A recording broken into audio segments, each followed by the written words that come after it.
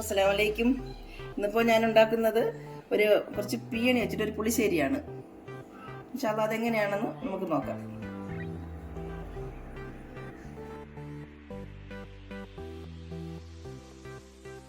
അതിന് വേണ്ടിയിട്ട് ഞാനൊരു ചെറിയ മൺചട്ടി അടുപ്പിൽ വെച്ചിട്ടുണ്ട്.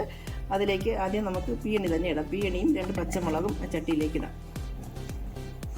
കുറച്ച് ചെറുതായി അരിഞ്ഞ കൊച്ചുള്ളിയും 3-4 അല്ലി ചെറിയ വെളുത്തുള്ളിയും ചേർത്തിട്ടുണ്ട്.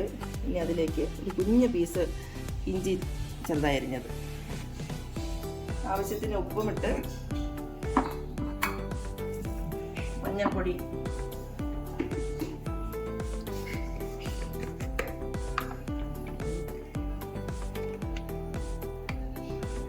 ഒരു 1/2 സ്പൂൺ മഞ്ഞൾപ്പൊടിയും ചൂടുവെള്ളം ഒഴിക്കാം. നമുക്ക്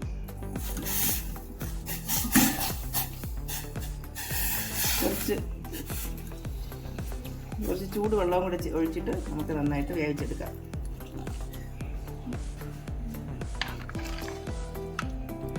ഒരു 10 മിനിറ്റ് നമുക്ക് അടച്ചു വെച്ച് വേവിക്കാം. ഇതിന് വേണ്ടിയിട്ട് നമുക്ക് അരപ്പ് തയ്യാറാക്കാം. ആദ്യം 2 പച്ചമുളക്, ഒരു 1/2 കപ്പ് തേങ്ങ,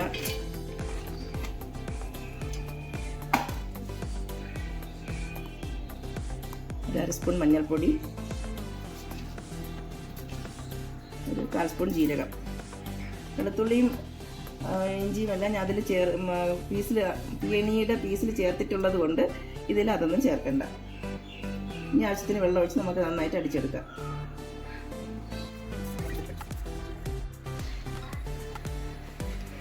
ഇതിപ്പോൾ പീയണി നന്നായിട്ട് വെന്തിട്ടുണ്ട്.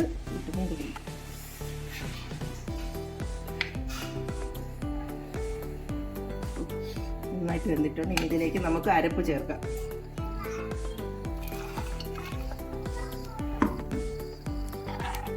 പുളിശ്ശേരി ആയതുകൊണ്ട് കറി കുറച്ച് ലൂസായിരിക്കുന്നതാണ് നല്ലത്.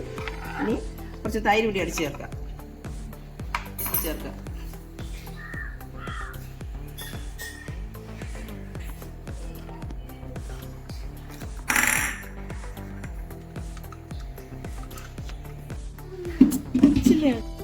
ഇപ്പോൾ ഈ കറി നന്നായിട്ട് ചൂടായി വന്നിട്ടുണ്ട്. ഇനി ഇതിലേക്ക് നമുക്ക് തൈര്, ഞാൻ ഒരു 1/2 കപ്പ് തൈര് അടിച്ചിട്ടുണ്ട്. ഇതിലേക്ക് ചേർത്തിട്ട് പെട്ടെന്ന് തന്നെ അടുപ്പങ്ങ് ഓഫ് ചെയ്യാം. അത് ഇനി തിളയ്ക്കാൻ പാടില്ല.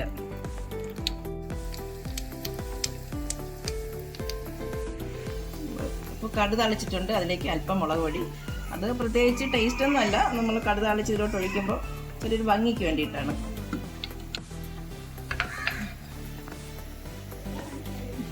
മഞ്ഞയും ചുവപ്പും എല്ലാം കൂടെ ഒരു പ്രത്യേക ഭംഗിയാണ് കാണാൻ.